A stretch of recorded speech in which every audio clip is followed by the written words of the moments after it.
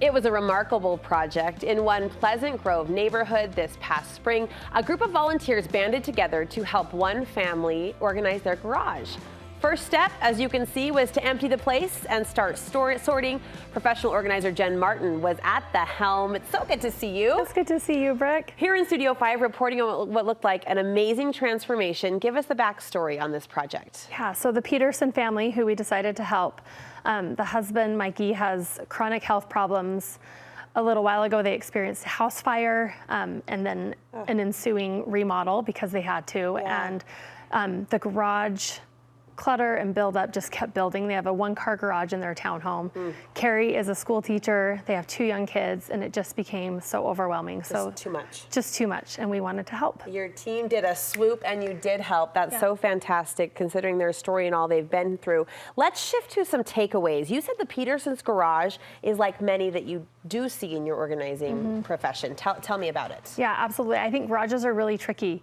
They need to serve many functions, and it depends on the family. Sometimes it's where we store all the kids' toys, or all the Christmas decorations, or all the clothes. Junk drawer of the home, like the big junk drawer. The big one, the really big one. And if you like tools, there are tools or garden accessories. So really getting intentional about what you want your garage to look like and then also function as is important for any client or person looking to do it on their own. Because, you know, the temptation is to shut it and forget it. But why should the garage space matter?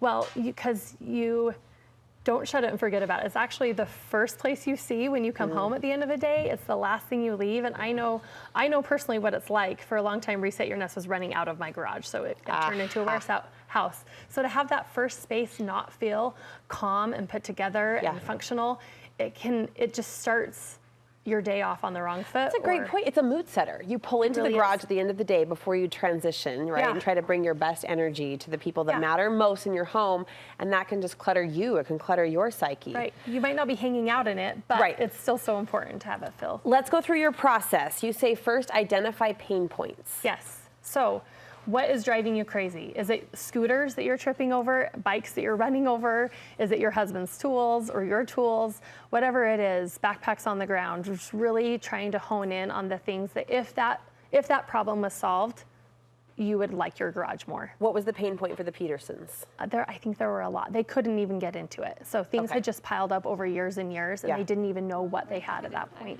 The next step for the Petersons and anyone else is to determine primary functions. Explain this concept. Yeah, so I think sometimes we want our garage to look beautiful and hold 10 different jobs, and it really can't. So maybe deciding, yes, this is where my tools are going to be, my camping gear, and my kids' toys. Honing in on it's going to serve these few functions, and then really getting those into a good place instead of having it be a catch-all for everything. That right there is a huge game changer, right? Not expecting the garage to be the catch-all for all the things, all the hobbies, all the storage needs. It's going to maybe force you to get creative in other areas of your home, right? That's a project for a different day. Or one at a time. Or maybe force you to accept that maybe there are some hobbies you're no longer doing and just getting rid of things. There's too much stuff. So too much stuff. Deciding a layout is the next step. And isn't this kind of, I mean, most garages are pretty same structure, right? Square, rectangle. So how does a layout work?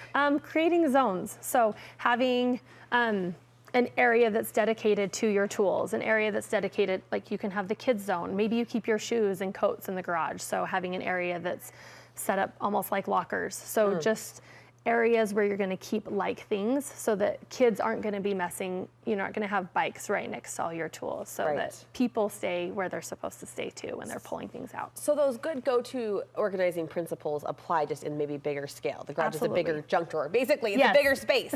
All right, and then containers. You say the right container becomes key for a successful project like this. Yeah, I think too, garages tend to be so hodgepodge. We just throw things in. When we're at Home Depot, we grab one bin one year, and the next year we grab 3 more. But I think there's something to be said for having consistent containers and containers that really function the way you want them to function. Big enough for the camping gear, small enough for maybe we use bins like open bins for your gardening tools or gardening supplies. So open bins for the items you want to be pulling out all the time, closed bins for things you want to be protecting and that are big enough. So just really being intentional and not using the leftovers. Will you show us a few of your favorite containers for the garage space? Yeah, and this is just an example. Closed bins, any sort of tote. I like opaque for garage things. It just keeps it clean as long as it's clearly labeled. And that's unique because normally we say kind of go clear so you can see what's inside. And you can, but I think it just depends on what you're storing and what your space looks like. Aesthetically, this is nicer if you have a family that will be willing to read labels and if you're willing to put labels on the bins. I agree, kind of hide it. Yeah, hide Wrap it all up in a pretty bin.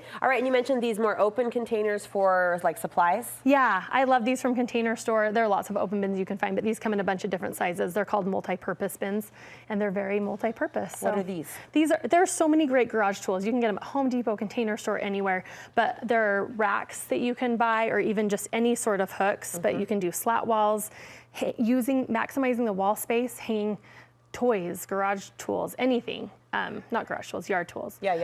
So just getting creative. I like these this is a scooter stand. So you can either hang scooters. I know scooters are a big point for a lot of people, those Razor scooters. But this is like a stand where you stick the wheel in it and it will stay standing upright. I was going to ask about that. Look at those bikes all stacked up in the Peterson's garage. They're uniform. And it's a small tool, but it seems it could make the big difference, right? Yeah. Getting things off the floor and a system that kids can maintain. So getting kids on board. Showing them how to use the tools that you put in place and how to put things away. Please teach my 3-year-old how to park her own bike, well, so I don't have to do it 5 times a day. Battle. It's part of the process. Well, it was an amazing process to see. Your team did a fantastic job. So the Petersons were thrilled, I'm sure. They were so thrilled. It was a really great day. How rewarding for everyone involved. Where can we get more information, Jen, about your business and your team? ResetYourNest.com and on Instagram, Reset Your Nest. Reset Your Nest. Thank you for letting us learn along through the Petersons process.